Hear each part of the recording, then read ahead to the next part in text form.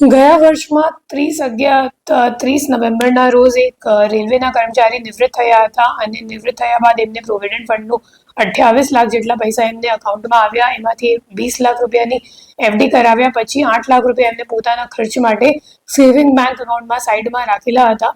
અને ત્યારે એમને એક કોલ આવ્યું અને સામેથી એમ કહેવામાં આવ્યું કે અમે લોકો એ રિજનલ રેલવે મેનેજરની ઓફિસથી બોલી રહ્યા છીએ અને તમને એક ઓટીપી આવશે અને તે ઓટીપી તમને આપશો તો પછી તમારો પેન્શન એક્ટિવેટ થઈ જશે. તો એમ કહીને એમને એક ડિજિટલ લિંક મોકલવામાં આવી અને ડિજિટલ લિંક પર ક્લિક કરવાથી એમનું ફોન હેક થઈ ગયું અને ફોન હેક કર્યા પછી એમના અકાઉન્ટમાંથી કુલ 8,12,000 રૂપિયા ટ્રાન્સફર થઈ ગયા. અને આ બાબતની એફઆઈઆર અહીંયા સાયબર ક્રાઇમ પોલીસ સ્ટેશનમાં નોંધવામાં આવી હતી.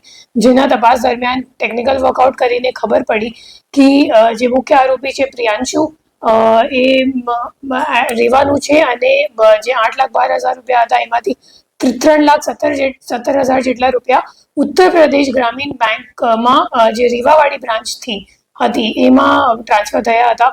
પછી એને પકડવા માટે આપણી ટીમ અહીંથી રીવા ખાતે ગઈ. રીવા ગઈ તો પછી ખબર પડી કે જે મુખ્ય આરોપી છે એ મિર્ઝાપુર જતો રહ્યો.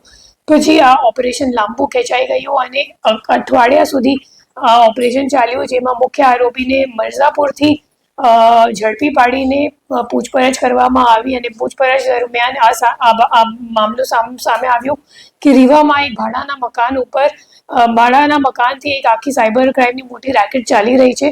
પછી પ્રિયાંશુને લઈને અને લોકલ પોલીસની મદદ લઈને ત્યાં જઈને રેડ કરવામાં આવી અને ત્યાંથી 9 આરોપીઓની ધરપકડ કરવામાં આવી અને એમને પાસેથી કુલ 27 ફોન અને 3 લેપટોપ સિવાય ઘણા બધા debit card, sim card, credit card, passbook વગેરે પણ લેવામાં આવ્યું છે.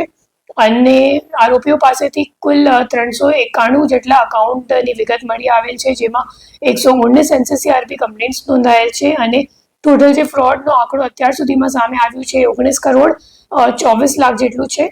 અને હાલ આ દિશામાં તપાસ ચાલુ છે કે એ લોકો ખરેખર પૈસા કોને મોકલતા હતા અને એમને